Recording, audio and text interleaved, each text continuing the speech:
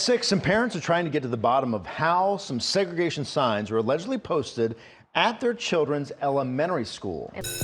All right, listen up, y'all. Greetings, brothers and sisters. This is another episode of All Things Education Official. I'm your host and educator, Dr. Abdullah, giving you educational news from a foundational Black American man's perspective. If you like what you're seeing, you like what you're hearing, please subscribe, comment, like, and share. Put me in the algorithm. If you want to follow me on my social media handles, follow me on Facebook, Instagram, Rumble, TikTok, LinkedIn, and X. And if you find value in the content, please feel free to go to the About section and buy me a cup of coffee. It would be greatly appreciated. Well, school segregation seems to be making its way back to the American educational system. At Honey Creek Elementary. And Chelsea School District says this all stemmed from an unapproved lesson plan. Honestly, I'm at a loss. I don't understand. Nikisha and Stefan, who did not want to show their faces, have two children that attend Honey Creek Elementary. My kids came home from school and they informed me that over the water fountains and in the cafeteria there were signs that said whites only and coloreds only. Offended and confused, Nikisha went to the school board. That is a highly concerning issue for myself and other parents as well. And spoke with Atlanta News First about her son's troubling experience. He said he actually got laughed at because he was actually getting water and another kid started pointing at the sign and laughing because it said coloreds only over the fountain. The school district initially said this stemmed from a social studies lesson on a historical American figure. If you're telling me that this was a lesson plan that you had in place, and that means someone had to approve of that. They had to review it and approve it. I can't imagine in what setting was this appropriate for pre-K to 5th graders. On Wednesday, the Honey Creek principal sent a letter to parents explaining that a teacher, quote, did not adhere to approved resources while teaching a lesson on Ruby Bridges, the first Black child to desegregate a Louisiana school in the 1960s. That letter goes on to say the activity was not approved by school administrators. He spoke that he was highly disappointed that he actually lived through it, and never in a million years would he think that his grandchildren would be experiencing the same thing. The school district added that they do not think there was any ill intent here, but this is being investigated by the Human Resources Department. They declined to comment on that teacher's employment status, calling this a personnel issue.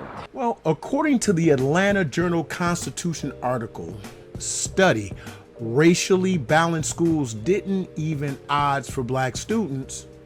Despite the widely held ideal about the value of racial balance, the researchers found Black adults who attended mixed race schools where the enrollment was racially balanced ended up completing fewer years of schooling and were less likely to graduate than peers who attended overwhelmingly white schools or predominantly Black schools. Now, that was very interesting for me to find out.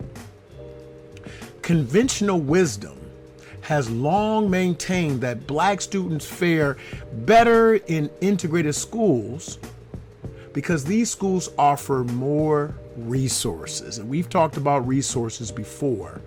But these resources, in terms of the quantity and quality of teachers per student, equipment, books, materials, classrooms, and curricula. But the study suggests the hostilities aimed at Black students once they reach a critical mass offsets any edge gained from those greater resources. Our hypothesis, which appeared to have been born by the work we did, was that in the schools in which you had greater racial balance, whites experienced a greater sense of threat by the presence of Black students there. A study co-authored William A. Sandy Daugherty Jr., director of Duke's Samuel Dubois Cook Center on Social Equity and a professor of public policy, African and African American Studies and Economics, said in a telephone interview. In earlier research, Daugherty and paper co-author Derek Hamilton, director of the Institute for the Study of Race, Stratification, and Political Economy at the New School, found that discrimination rises when the dominant group believes its position and status are at risk. When Black students presented only a fraction of the school population, whites were not threatened, said Daugherty.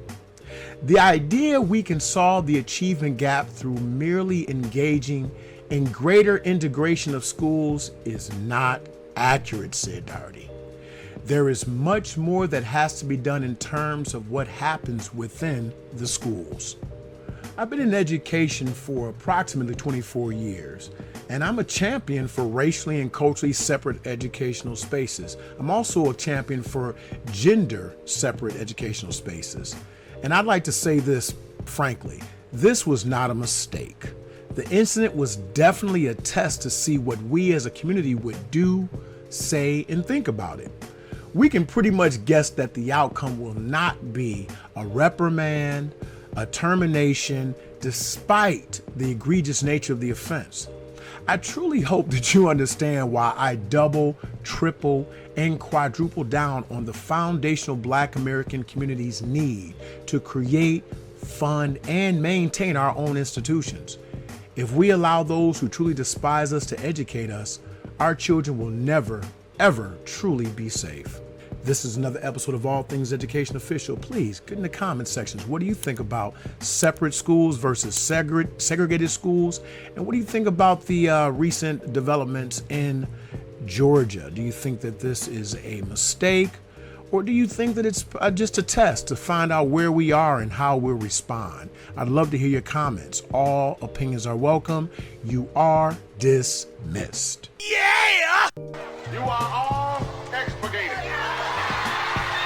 You are dismissed. Too much propaganda, spiritual pollution. Too many problems, not enough solutions. So many billionaires that make no contributions. Gotta create, fund, and maintain our institutions. Word to the masses, our government is backwards. Only thing I've learned is what a babble and a crab is. Deploying all these tactics to keep us all distracted. Scrolling on our gadgets and we scroll right past it. Are we caught up in the fashion? They sitting back laughing. This education we're lacking. All the laws they be passing.